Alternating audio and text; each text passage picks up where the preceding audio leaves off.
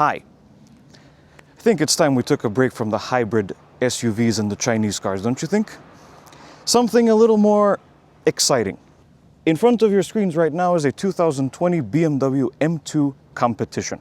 You might remember a couple of years ago I reviewed an F3335i from a good friend of the channel, Andy. Well, this is his new car. He's had it for over a year, but we only just got around to filming it. And it's a very exciting thing. It's a very different sort of thing than what I'm used to. And this is not your typical M2 Competition, as you probably might have noticed from the wheels, but one by one. Even though this is a different type of car, this video will go about the same as all the other ones go as well. What is the BMW M2? It's the entry point into the BMW M lineup that's not front-wheel drive. And this is the F87 generation, the first generation, which came out in 2015 for the 2016 model year. Thank you, Need for Speed 2015, I managed to remember that. This is obviously the facelift M2 Competition, or as that's known in the BMW world, the Life Cycle Impulse, which is a really dumb name, but we'll let them off. My bad. So there was the original F87 M2, there was the facelift M2, and then there was the M2 Competition. They were a separate thing, although this is still the first generation model from one of the last couple of model years. Let's have a look at this M2 Competition here. Let's start at the front. Not a lot changed between the Life Cycle Impulse and the pre-facelift. The daytime running lights over there are a little bit different. They're not complete shapes. They sort of cut off there on the side. See if they'll come on if we unlock the doors. No, but you'll see them in a bit. The kidney grills in the middle, they are black. That's a characteristic feature of the M2 Competition. And it's all generally a lot more aggressive and a lot wider. And you can see especially the rear, the hips in the back, sort of the flares, the fenders are much more flared out than they would be on a standard 2 Series, for example. By the way, the color is called Hockenheim Silver. Next is the side profile. It really highlights one of the in theory, best aspects of the M2, and that's its size. It's much closer in size to, say, an original E30 M3. It's about 4.4 meters long. Actually, here you go, dimensions on the screen. And you can also see from this angle the aftermarket, they're not aftermarket wheels, they're upgraded wheels. This car originally came with the standard M2 wheels, the 5 spokes. This one has the 763M style from the M2 CS, and they are an original OEM part from BMW. I don't want to hear any reps comments. They are an original part. You can also see on the front fender that little M2 vent, a signature feature of BMW M vehicles. And finally, the rear end. As part of the Life Cycle Impulse, the M2 got a slightly revised taillight design, and you also probably noticed by this point the Akrapovic Slip-On muffler.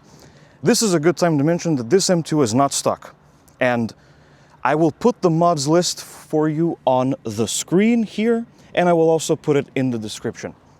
It's about to receive a carbon fiber hood as well. It's not on the car yet, but it will receive it after this video is done. And that's really about it. It's a very simple sort of design, because usually the stuff I deal with, as I'm sure you're aware, is all sharp angles and these types of LED signatures and this type of... The M2 is refreshingly subtle, and you have to know what you're looking at to know that it's something a tad bit more special than, say, a typical 2 Series or anything else for that matter.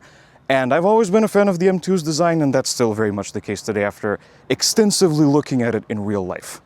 So now that we're done talking about the design of the M2, let's move on to practicality. This is still a Korrmotive review, so I have to treat this car like the others. Don't worry, we'll get to the fun stuff. So here's the key fob in its original M Performance case. If you roll it out like this, almost forgot to show you that, silly me. It's a typical BMW key fob. The logo is the lock button, that's the unlock button. Car's unlocked already. And the trunk release. For once, it's actually a trunk instead of a tailgate. Let's walk over. Opening up the trunk reveals a perfectly decent 390 liters of space. You can see a bunch of stuff here that we have stored in the trunk, and it all fits perfectly fine. And there's room for even more than that. And the rear seats, yes, they do fold down. You have little handles here and on this side as well, even though this is not a hatchback. So that's pretty cool. The opening isn't particularly wide, as you can see here, but if you need to fit a couple of suitcases in here, then you absolutely won't have any issues with that. And that is a power outlet in there. That's about it. There's a couple of tethering points in there you can see, and that's about it. No automatic release, so you just put your hand in there and you close it normally. Space in the back. Yes, that's important too.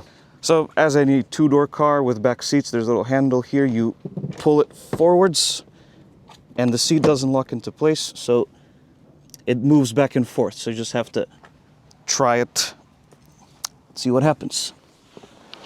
I'm exposing myself to the world indecently. And, oh, okay. Surprisingly, this is fine. I could do a short journey in the back, no problem at all. There's a teeny little bit of knee room. If you're sitting here, the passenger can move forwards a little bit. That's no problem. And the headroom, it's tight, but this is way better than I was expecting it to be, especially considering that this car is rear-wheel drive, and you can also see the interior from this angle as well. I'm not going to demonstrate the middle seat because there is no middle seat. This is a 4-seat car, but you do have some storage here in the middle and a little armrest that comes down, revealing a couple of cup holders. How thoughtful of BMW. All right, now excuse me while I contort myself to get out of here. Real quick before we get in, this M2 does have keyless entry and start. There's a little ridge. You'll recognize that if you've been around BMW. Put your finger on it. The doors lock and the mirrors fold. And then when you want to get in, grab the handle. And you can also see the frameless windows. And there's your interior. And it hides one of the best features of this car. It's a manual. It's not a DCT. Great news for me because I haven't really driven a manual performance car that much, let alone one with this much power, but we'll manage. Anyway, time for the fun stuff. And now we're inside the M2.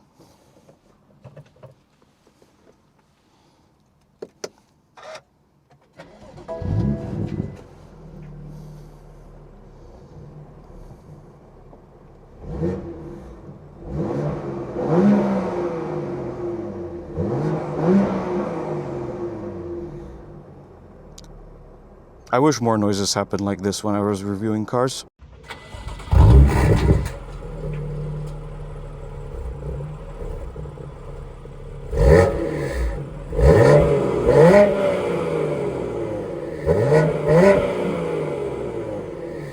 First thing that greets you when you get in the M2 is a standard BMW M Sport steering wheel. It's a 3-spoke design. You'll all be familiar with this if you've been around these cars. It's pretty heavy. You kind of want it to be because this is a performance car after all. Some pretty heavy grip extensions and some pretty thick leather. There's an M Sport badge there and the tricolor M Sport stitching all around the steering wheel. You got some cruise control and the M drive modes here and some media controls on that side. And in the middle we have the horn, which sounds like this. So as I said previously, this particular M2 Competition comes with the 6-speed manual transmission with a short throw shifter from a company that I forgot the name of.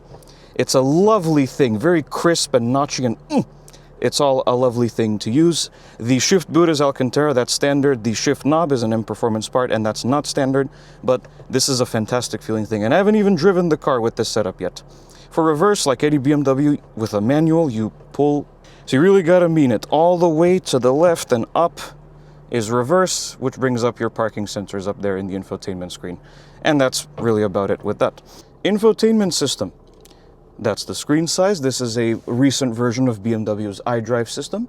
It's not a touchscreen. You control it using the standard iDrive setup here in the middle. The wheel turns and it also clicks left and right. And it's all pretty standard stuff that you should all be familiar with. It does have Apple CarPlay. The owner had to activate it after buying the car, but it does work perfectly fine. As you move further down, you got some climate vents here and your hazards and your power locks. That's your media controls, obviously. Oh yeah, and the buttons are also touch sensors. You can switch between your radio presets by doing that. Here's your climate controls, all of them physical buttons, of course. They don't make them like this anymore, and so on and so forth. You get the idea. Heated seats, front defrost, temperature for this side, temperature for that side. Rear defrost zones, fan speed, zone for that side, automatic manual recirculating, air conditioning, and the heated seats for that side, and max AC as well. Down here, what appears to be phone storage, I'm not sure. Cup holders and a 12-volt outlet, which doesn't seem to have anything in it, and a USB port. Traction control off for this type of vehicle, that really is important. and your various dynamic driver adjustment settings. I believe that's what they call them. Parking sensors and your manual parking brake. How nice. So this gauge cluster screen became a thing with the facelift of the M2. There's a bezel around the tachometer and the speedometer, but they are digital gauges in a way. There's also a screen down here which you control using the BC button. It shows you your trip odometer and overall odometer, range remaining on this tank of fuel and the outside temperature, and the traffic sign recognition system. Your average fuel consumption, which is surprisingly good considering what type of car this is. I guess that's instant fuel consumption. Average speed, current speed, more than likely. The date, something oil temperature, and that's about it. You got your fuel gauge, you got what each system in the car, what mode it's in, and that ready off is for auto start stop, which nobody uses. That's your trip reset there, and there's no symmetrical button on the other side. Let me just move it here so you can see it a little bit better. Okay, I'll do it. Just a little. Turn signal stock, the most important feature in any BMW. Sorry, I had to. It's the newer type that doesn't return immediately. It just goes, you know, it works properly. And you got your wiper stock there. Headlight controls. This one does have automatic headlights as well. Rear fog lights and the dashboard dimmer switch. And here are the window controls and the mirror controls, and you also have, obviously, power folding mirrors as well. And in terms of features and content in the M2's interior, that's really about it. You got your auto-dimming rearview mirror here. There's the interior illumination, which is all LED, the SOS button, and your surprisingly thin sun visor, which contains an illuminated mirror. And that's about it. So let's go ahead and move this along to storage and build quality. So the overall build quality in here is pretty excellent. There's soft touch materials all over the place. Kind of expect that this is not exactly a cheap bottom of the barrel car. So you got lots of soft touch materials. You got this lovely carbon fiber trim here and some bright work there. Everything feels very solid and well put together. Very German, if you will. All of the switches are holding up very well. This car is 5 years old. It's done almost 90,000 kilometers, about 50,000 miles, and it's doing great. Not a whole lot I can see. This plastic here is a little bit scratchier, but it does show that you have plenty of storage in the door. Some Alcantara trim on the door, some blue stitching there, and these seats, which are typical standard for the M2, they are lovely. They're all leather wrapped and it got these little stripe details on them. It's a fantastic place to spend time, and they're very supportive as well, which is really important when you're dealing with this sort of vehicle. In terms of storage, you do have that aforementioned door pocket. You got some extra hidden storage in there. Always makes me happy to see such things. Cup holders that I showed you. There's a center console and a glove box in there. And that's about it. I should also mention this car has the manual seats and the carbon fiber roof, which is the perfect combination for the seating position, I'm told, the seating position and the center of gravity, which improves the handling drastically. But overall, the interior of the BMW M2, it's a typical BMW interior, and it's a pretty excellent place to spend time. And you also get to hear this. Under the hood is, well, first of all, one of the nicest engine bays I've seen all year. Look at these carbon intakes! So this is the S55. It's a 3-liter twin-turbo inline-6, which in factory spec for the M2 Competition makes 410 horsepower and 550 newton meters of torque. But with all the mods on this car, it's supposed to be pushing about 520 horsepower and 660 newton meters. It hasn't been dynoed yet, but those are the numbers that should be theoretically possible with the mods that this car has. 0 to 100 kph stock is 4.2 seconds. On this one, it probably is way less than that. And the top speed is, with the what was it again? M driver's package. With the M driver's package is 280 kilometers an hour. That's 174 miles an hour. Otherwise, it's 155 or 250 kph. You know how it goes. That power goes to the rear wheels through either a 6-speed manual, which is what we have here, or a 7-speed MDCT dual clutch automatic. And you also have the all-important combination. Okay, so it's McPherson struts in the front. I might have to send the letter to the website I got these specs from. So it's McPherson strut suspension in the front, and an independent multi-link setup in the rear. All important stuff. Limited slip diff? Yes, and a limited slip diff in the back as well. So what's it actually like? Can't believe you stuck around this far. Let's find out. That was the miniest of mini pulls that you just saw there. Now this M2 Competition is a car that I've actually driven before. When I drove it the last time, it was almost completely stock from what I can remember. But even with all of these modifications, I still think that it's a super usable and daily drivable performance car. If you're driving normally in town, which is what we did most of the time that we were on this little drive, you would in no way be able to tell that it has 520 horsepower and 660 newton meters of torque, unless you push it, of course, and then it becomes incredibly obvious.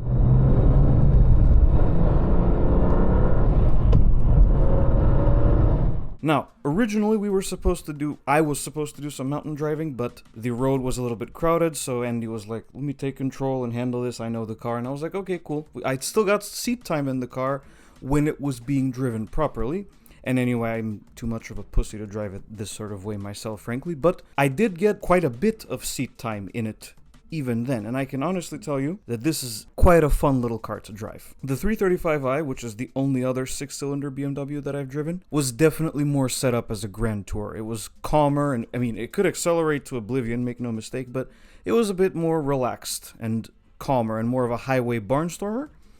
The M2 was a completely different animal. Oops. It wants to have fun constantly, and I really do mean constantly. And then the stability control steps in and says, no, in fact, I'm not really doing a good job of explaining this. How about I give you this iconic scene from Shrek 2, and you can get an idea of what it's like to drive an M2 Competition at higher speeds. Enough, Reggie. So the response from the engine is instant, even in efficient mode. There was no turbo lag and there was no throttle lag either. Can't wait to see what it's like in sport mode. And the one thing that makes it a lot easier for driving in town is the fact that you have auto rev matching. Unless you disable stability control, then you don't have auto rev matching anymore. But auto rev matching for somebody who daily drives 3 different manual cars at the moment, it's a game changer. Another good thing I have to say actually is the space inside. The M2 Competition is a rather spacious little car. You know my stats, they're on the screen right now.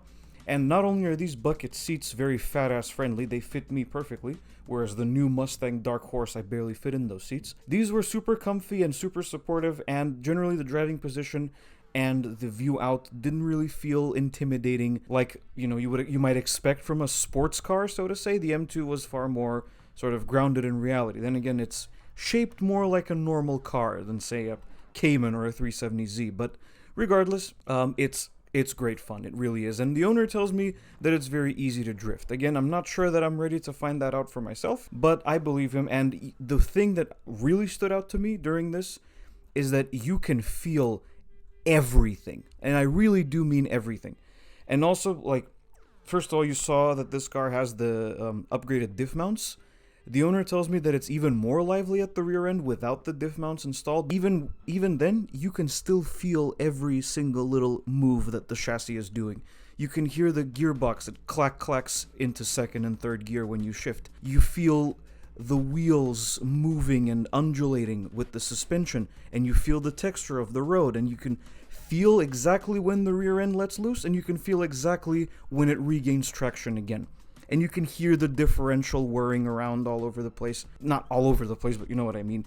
And it all just feels very alive, and it's like it's placing you in the center of the action in a good way. It's making you be involved in the process of driving the car. I know that's pretty much a given when it comes to this type of vehicle, but it's alive, and it invites you to mess with it and just see what it can do at the limit. And seeing what it can do at the limit, even when when you're not in the driver's seat, trust me, it's a lot of fun. Overall, I thoroughly enjoyed my time with the M2 Competition, and there will be a part 2 to this video where I get some more seat time in these sorts of mountain roads and different things like that to see what it's like in the corners. I will release that video at some point after this one. We just gotta wait for the weather to get nice again because it's November and the rain has started. Whee! Is this the best modern M car? Well, the owner claims so. I can't answer that because this is the only modern M car that I've driven personally. But is it an excellent cost-effective and very cost-effective way to get into BMW M ownership? That would be a resounding yes.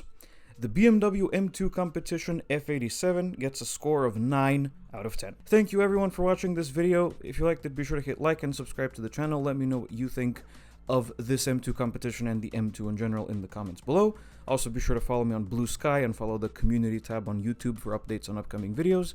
And I will see you guys in the next video. Goodbye.